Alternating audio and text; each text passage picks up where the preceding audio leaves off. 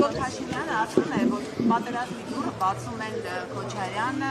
Ծառուկյանը եւ Կարապետյանը եւ ասում է դուք նաեւ ձեր մեխանիզմների, որ անվտանգության երաշխիքների մասին խոսում եք, դրանով նաեւ Հայաստանի համար խաղապահների դուրն եք բացում։ Ու այսպես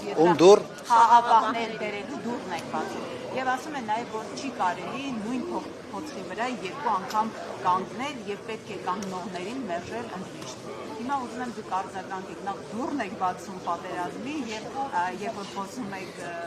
Բայց ես ամբիոնից բավական մանրամասնորեն անդրադարձ ունեցել եմ այդ հարցին։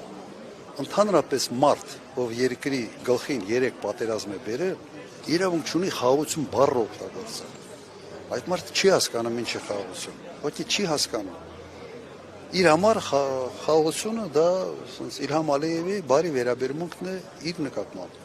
Բայց դա իր համար համապարփակ, այսպես ասենք, խաղաղությունն է։ Հայաստանի Հանրապետության համար լրիվ ուրիշ է պետք։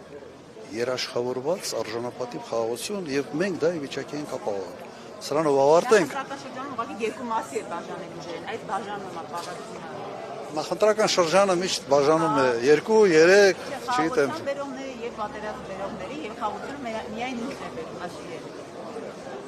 Եվ ինքը դա ասում է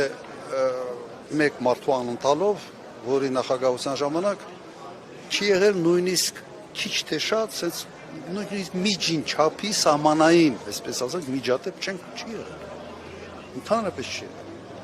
Եթե հիշում եք, նաև այն ժամանակ Ադրբեջանից պաշտոնյաներ էին գալիս Հայաստան տարբեր պատվիրակությունների կազմում, եւ մենք շոու չէինք սարքում։ Հիմա այդ հավի պատմությունը ես պատմեցի, հիմա լրիվ նույն պատկերն է բոլոր